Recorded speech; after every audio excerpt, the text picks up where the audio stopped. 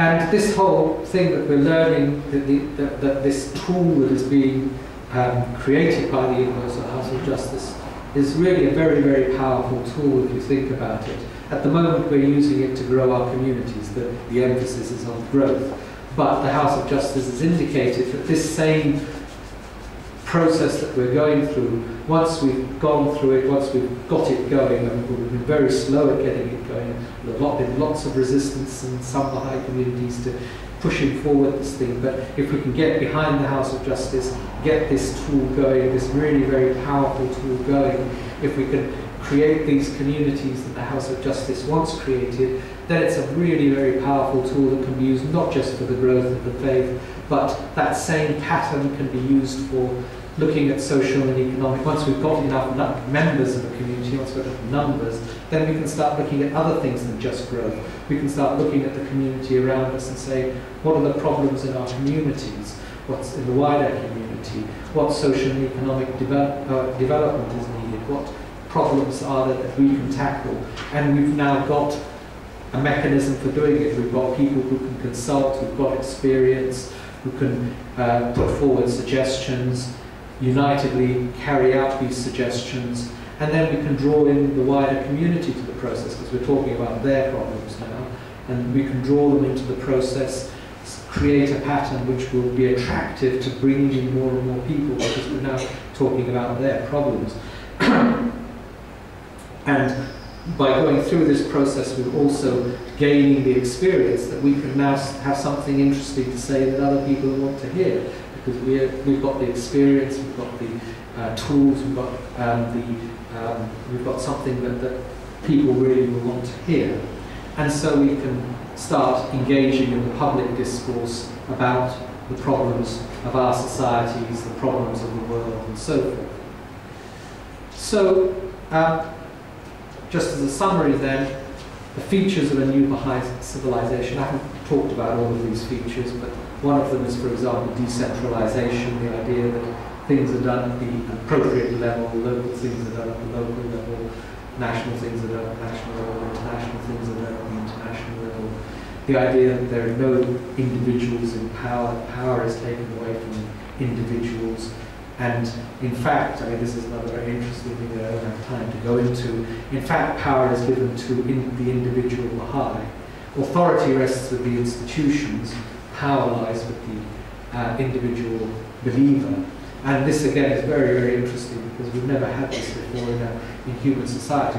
We're all used to thinking that power and authority are the same thing almost, and they all lie in the same place. The government has both power and authority. In the new society, the new civilization we're trying to create, power lies with the individual, because only the individual can carry out these things. The authority lies with the institutions to lay out the plans, but the institutions don't force us to carry out the plans. You can totally ignore everything the House of Justice is laying out in the way of plans. You can ignore the 5-year plan if you want to.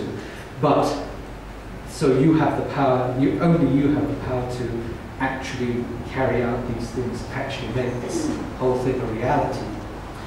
The empowerment again of disadvantaged groups we have been talking about, universal participation.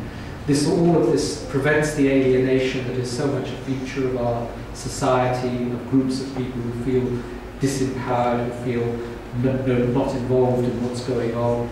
Their decisions, their thoughts are not taken into consideration, their needs are not being met, and so forth.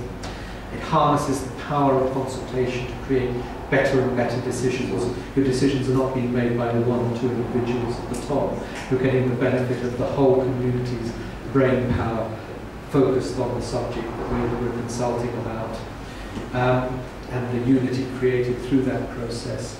And we're creating a spiritual society, because underlying all of this are the spiritual processes of prayer. The consultation process itself is a spiritual process.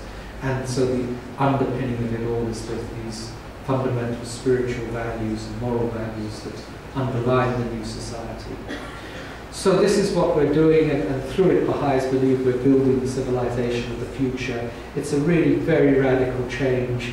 We're not, people sometimes present the Baha'i faith as though we're just going to add an international level government to everything that's going on at the moment. You know, we've got local government, we've got national government. We're just going to paste in an international level on top of all that, and that's what we're going to do. No, we're going to create a completely, radically new society, breaking up a pattern of society that's existed among human beings for 10,000 years.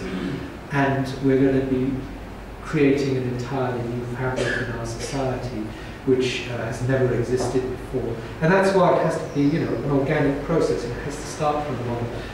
It has to start with every individual Baha'i going along with the plans of the House of Justice, participating in the programs of the House of Justice, and through that process creating the communities that can then be the sort of tools that can then take forward the process, go into these areas of social and economic development and so forth.